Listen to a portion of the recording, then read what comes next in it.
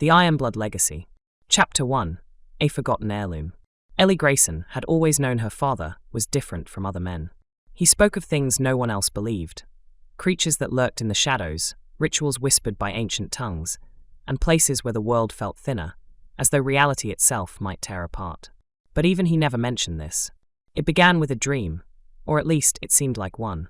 Ellie stood in a cavern lit by veins of glowing crystal, their light pulsing faintly like a heartbeat. At the center of the chamber rested a sword, its blade black as midnight and etched with runes that shimmered faintly.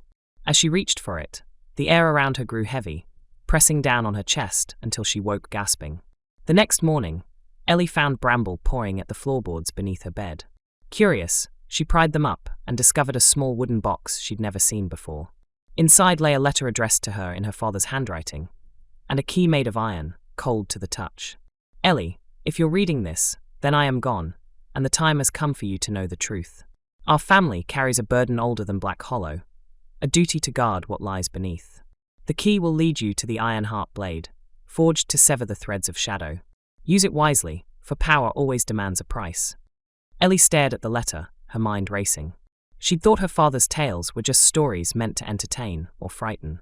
Now, she wasn't so sure. Chapter 2, Threads of Shadow. That night, Ellie followed the pull of the key, venturing deep into the forest. Bramble trotted beside her, his ears twitching uneasily. The path led her to a hollowed-out tree stump partially concealed by moss. Inside, she found a narrow tunnel descending into the earth. The air grew colder as she descended, the walls lined with jagged stones that glowed faintly. At the bottom, she entered a cavern eerily similar to the one in her dream. There, resting on a pedestal of stone, was the sword, the Iron Heart Blade.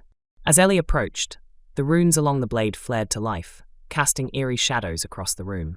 She hesitated, then grasped the hilt. The moment her fingers closed around it, visions flooded her mind.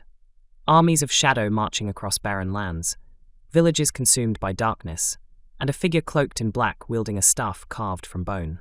When the visions faded, Ellie staggered back, clutching her head. Bramble whined softly, nudging her hand. "What have I gotten myself into?" she muttered. Before she could leave, a voice echoed through the cavern. "So, the Grayson bloodline endures." Ellie spun around, raising the blade instinctively. Emerging from the shadows was a man clad in dark robes, his face obscured by a hood. In his hand, he held a staff topped with a spiral sigil identical to the one in her dream. "Who are you?" Ellie demanded, her voice steady despite the fear coursing through her veins. "I am Malric," the man replied, his tone smooth yet menacing. "And you, dear Warden, now hold the key to unraveling the veil, or sealing it forever." Chapter 3. The Fragile Balance. Malric explained, or rather, taunted, that the veil separating their world from the realm of shadows was maintained by artifacts like the Iron Heart Blade. Her father had been its guardian, tasked with ensuring the balance remained intact. But now that Ellie possessed the blade, the responsibility fell to her. "The veil is not meant to be destroyed," Malric continued, "nor should it remain closed entirely. To do either would bring ruin. Yet there are those who seek to tip the scales, for power, revenge, or madness." "And you're one of them," Ellie said sharply. Malric chuckled. "Perhaps. Or perhaps I am merely a guide, showing you the choices before you. Choose wisely, Warden. The fate of two worlds rests in your hands." With that, he vanished, leaving Ellie alone with the weight of his words, and the blade. Chapter 4. Lila's Secret. Back in Black Hollow, Ellie confided in Lila about the blade and Malric's warning. To her surprise, Lila didn't seem shocked. "My mother used to tell me stories about the Graysons," Lila admitted. "She said your family guarded something ancient, something dangerous. I thought they were just legends." Ellie frowned. "Why didn't you say anything sooner?" "I didn't think it mattered," Lila replied. "Not until now." Together, they decided to investigate further, poring over Ellie's father's journal and piecing together clues about the veil and the artifacts tied to it. They learned that the Iron Heart Blade wasn't the only relic. Others existed, scattered across the land, each capable of influencing the veil in different ways. One entry caught Ellie's eye. "Beware the Weaver. It seeks to unmake all things." "What's the Weaver?" Lila asked. Ellie shook her head. "I don't know, but I have a feeling we'll find out soon enough." Chapter 5. The Weaver's Call. Their search led them to an abandoned mill on the outskirts of town, rumored to be haunted. Inside, They found strange symbols carved into the walls and a tapestry depicting a monstrous figure surrounded by writhing threads of shadow. As they examined the tapestry, the air grew thick and the temperature plummeted. From the shadows emerged a creature unlike anything Ellie had ever seen. Its body was composed of countless threads, constantly shifting and reforming. Its eyes glowed with an unnatural light, and its voice was a chorus of whispers. "You carry the blade," it hissed, fixing its gaze on Ellie. "But you cannot wield it without paying the price." Ellie raised the iron-heart blade, its runes flaring brightly. "Stay back." The creature laughed, a sound that sent shivers down her spine. "You cannot fight destiny, child of Grayson. The threads are already unraveling." With a wave of its hand, the weaver summoned tendrils of shadow, lashing out at them. Ellie swung the blade, severing the threads, but they reformed almost instantly. Lila, meanwhile, used the knowledge she'd gained from studying the journal to chant a protective spell, creating a barrier of light that slowed the creature's attacks. "We can't keep this up forever," Ellie shouted. Lila nodded, her voice trembling. "Then we need to finish it." Summoning every ounce of courage, Ellie drove the blade into the weaver's core, releasing a burst of energy that sent shockwaves through the mill. When the dust settled, the creature was gone, but the tapestry remained, its threads frayed and broken. Chapter 6. The Price of Power. Though victorious, Ellie couldn't shake the feeling that the battle had changed her. The blade felt heavier in her hand, its runes dimmer than before. Malric's words echoed in her mind. Power always demands a price. When she returned home, she noticed subtle changes in herself. Shadows seemed to cling to her more closely, and she occasionally heard whispers when no one was near. Lila assured her it was just fatigue, but Ellie knew better. "This isn't over," Ellie said one evening as they sat by the fire. "The weaver was just the beginning." Lila placed a reassuring hand on hers. "We'll face whatever comes next together." Ellie smiled faintly, grateful for the bond they'd formed. Whatever challenges lay ahead, she wouldn't face them alone. Chapter 7. Echoes of the Past. In the days following their encounter with the weaver, Ellie found herself haunted. Not by guilt or fear, but by memories she didn't recognize. Fragments of her father's life surfaced in vivid flashes. Him standing in the cavern where she'd found the iron-heart blade, his hands trembling as he performed a ritual. Him arguing with a cloaked figure who bore an uncanny resemblance to Malric. Him whispering words of warning to someone unseen. These visions left Ellie restless, unable to focus on anything else. She spent hours poring over her father's journal, searching for answers, but many entries were cryptic or incomplete. One passage stood out, written in shaky handwriting. "The blade chooses its bearer, not the other way around. To wield it is to accept the burden of the veil, and the consequences of failure." "What does that mean?" Ellie muttered aloud, running her fingers over the worn pages. Lila, seated across from her at the kitchen table, looked up from the notebook she'd been studying. "Maybe it means you're supposed to do something specific with the blade. Something your dad couldn't finish."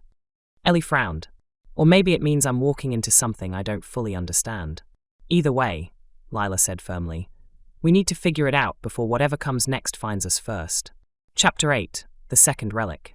Their investigation led them to another clue hidden within the journal. A map marked with locations labeled anchor points. According to the notes, these were places where relics tied to the veil had been buried or concealed, each serving as a counterweight to maintain the fragile balance between worlds. One anchor point was located near Black Hollow, an ancient well deep in the forest, long abandoned and shrouded in superstition. Villagers claimed it was cursed, saying anyone who ventured too close would hear voices calling them into the depths. Ellie and Lila approached cautiously, Bramble leading the way with his nose to the ground. The well was choked with vines and moss, its stone rim cracked and weathered. As they cleared away the debris, they discovered a symbol carved into the lip, a spiral surrounded by jagged lines, identical to the sigil Malric carried. "This must be it," Ellie said, peering into the dark opening. "But how do we get down there?" Lila retrieved a length of rope from her pack and tied one end securely around a nearby tree. "We climb." The descent was treacherous, the walls slick with moisture and the air thick with the smell of earth and decay. At the bottom, they found a small chamber illuminated by faintly glowing crystals embedded in the rock. In the center of the room rested a second relic, a chalice forged from silver and obsidian, its surface etched with intricate patterns resembling spiderwebs. As Ellie reached for it, the ground trembled, and a low growl echoed through the chamber.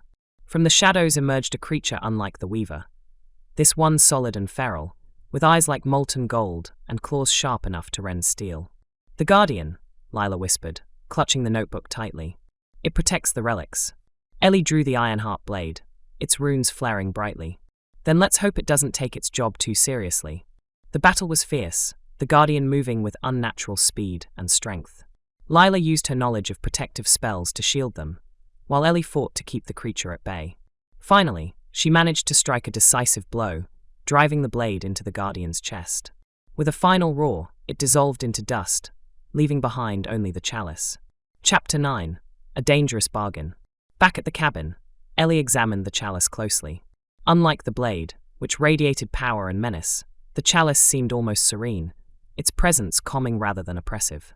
Yet when she touched it, she felt a strange pull, a whisper urging her to drink from it. "Don't," Lila warned sharply. "We don't know what it does." Ellie hesitated, then set the chalice aside. "You're right. We need to figure out what it's for before we use it." That night, Malric appeared uninvited, stepping out of the shadows as if summoned by their discovery. He regarded the chalice with a mixture of curiosity and disdain. "You've done well to retrieve it," he said, his tone almost approving. "But you still don't understand its purpose, or yours." "What do you want, Malric?" Ellie demanded, gripping the hilt of the Ironheart blade. "I want to help you," Malric replied smoothly. "The veil cannot remain balanced indefinitely. Either it will collapse entirely, plunging both worlds into chaos, or it will seal shut, trapping countless souls in shadow. Neither outcome is desirable." "And you think you can fix it?" Ellie asked skeptically. "No," Malric admitted. "But together, perhaps we can." Ellie exchanged a glance with Lila, who shook her head slightly. Trusting Malric felt like stepping onto thin ice, but ignoring his offer might prove even riskier. "For now," Ellie said finally, "you stay out of our way. If we need your help, we'll ask for it." Malric smiled thinly. "Very well. But remember, Warden, the threads are unraveling faster than you realize." With that, he vanished once more, leaving behind an uneasy silence. Chapter 10. Fractured Bonds. As the days passed, tension began to build between Ellie and Lila. The weight of their discoveries, and the constant threat of danger, was taking its toll. Lila grew quieter, retreating into herself as she struggled to reconcile her past mistakes with her newfound role as Ellie's ally. Meanwhile, Ellie became increasingly withdrawn, the burden of the blade weighing heavily on her mind.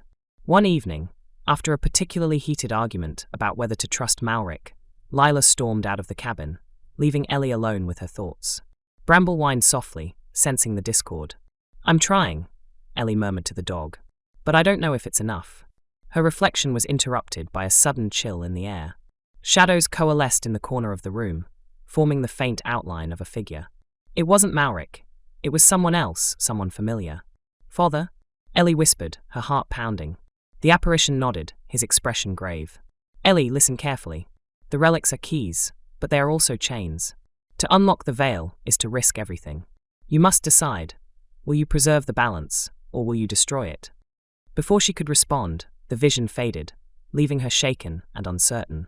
Chapter 11. The Final Thread. Guided by fragments of her father's wisdom and the clues in the journal, Ellie and Lila pieced together the truth. The relics weren't just tools. They were fragments of a larger artifact, the heart of the veil. When united, they could either restore the veil permanently or tear it apart forever. Their journey took them far beyond Black Hollow, to ruins buried beneath mountains and temples hidden within dense jungles. Along the way, they faced new adversaries, shadow-woven beasts, corrupted spirits, and even former guardians turned hostile. Each relic brought them closer to their goal, but also closer to the brink of destruction. By the time they gathered all the pieces, Ellie and Lila stood on the precipice of a decision that would shape the fate of two worlds. Malric reappeared, offering his assistance one last time. "The choice is yours," he said, his voice devoid of mockery or malice. "But know this, whichever path you choose, there will be no turning back." Ellie looked at Lila, who nodded silently. Together, they stepped forward, ready to face whatever came next. Chapter 12. The Heart of the Veil. The chamber where the heart of the veil awaited was unlike anything Ellie or Lila had ever seen. It lay deep within a cavern at the edge of the world, a place where the sky seemed closer, the stars brighter, and the air electric with energy. The walls shimmered with veins of crystal that pulsed in rhythm with their heartbeats, casting an ethereal glow over the scene. At the center of the cavern floated the heart itself, a swirling orb of light and shadow, suspended above a pedestal carved from black stone. The relics they'd collected, the iron heart blade, the silver chalice, and 2 others they'd retrieved during their travels, hovered around it, forming a perfect circle. Ellie approached cautiously, her footsteps echoing in the vast space. She could feel the weight of the moment pressing down on her, heavier than the blade she carried. Every step felt like walking toward destiny, or doom. "Is this it?" Lila asked softly, her voice trembling. "The thing that holds everything together?" Ellie nodded. "If we destroy it, the veil collapses completely. If we restore it," she hesitated, glancing at the relics, "we might seal both worlds apart forever." Lila frowned. "What happens to us if we seal them?" "I don't know," Ellie admitted. "Maybe nothing. Maybe we disappear too." They stood in silence for a long moment, the enormity of the choice hanging between them. Finally, Lila spoke. "We've come this far because we trusted each other. Whatever happens next, let's decide together." Ellie smiled faintly, gratitude swelling in her chest. Together. Chapter 13. A Fractured Reflection. Before they could act, Malric appeared once more, stepping out of the shadows as if summoned by their indecision.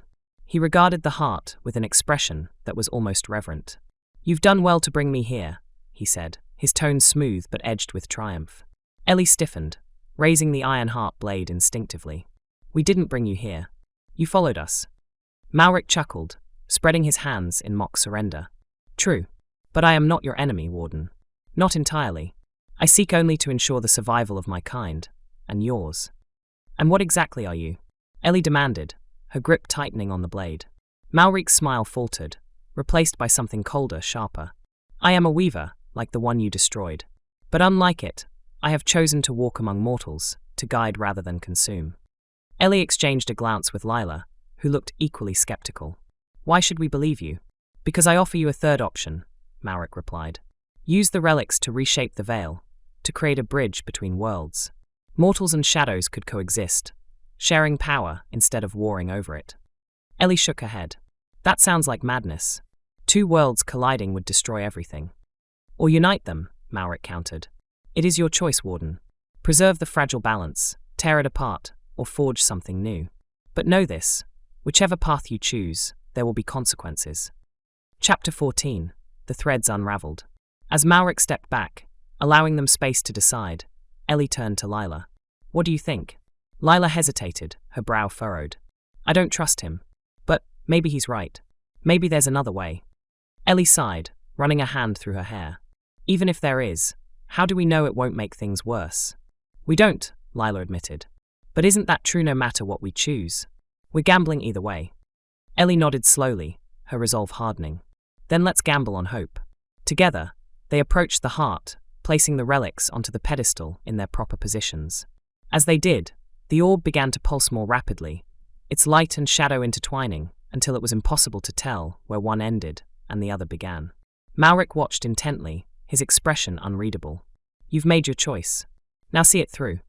Ellie raised the iron heart blade, its runes blazing with intensity. "Stay back," she warned, positioning herself between the heart and Malric. "This ends now." With a swift motion, she drove the blade into the heart. For a moment, nothing happened. Then the cavern erupted in a storm of light and sound, the ground shaking violently beneath their feet. Chapter 15. The Price of Hope. When the chaos subsided, the cavern was silent. The heart was gone, replaced by a faint shimmer in the air, a remnant of the veil, now altered but intact. Ellie and Lila stood side by side, breathing heavily, their bodies battered but alive. Malric was nowhere to be seen, though his presence lingered in the form of a single spiral sigil etched into the stone floor. Whether he had fled or been consumed by the ritual, they couldn't say, and perhaps didn't want to. Ellie sank to her knees, exhaustion washing over her. Did we fix it?" Lila knelt beside her, smiling faintly. "I think so. The balance feels different. Stronger." Ellie nodded, relief flooding through her. "Good. Because I don't think I could do this again." Bramble trotted over, licking Ellie's hand reassuringly. She scratched behind his ears, grateful for his unwavering loyalty. "Thanks, boy. We made it." Epilogue: A New Dawn. Back in Black Hollow, life returned to its quiet rhythm, but with subtle changes. The forest seemed less foreboding, the shadows less oppressive. Villagers spoke of strange dreams filled with light rather than darkness, and some claimed to hear whispers in the wind. Not menacing, but comforting, like old friends calling from afar. Ellie and Lila continued their partnership, guarding the town and exploring the mysteries left behind by the reshaped veil. Though the burden of the Grayson legacy still weighed on Ellie, she no longer carried it alone. Lila had become more than an ally, she was family. One evening, as they sat by the fire in Ellie's cabin, Lila broke the comfortable silence. "What happens now?" she asked. "Do you think the veil will hold?" Ellie stared into the flames, her expression thoughtful. "For now, yes. But the world is always changing. All we can do is keep watching and fighting for as long as it takes." Lila smiled, raising her mug in a silent toast. "To whatever comes next." Ellie clinked her mug against Lila's, a small smile tugging at her lips. "To whatever comes next."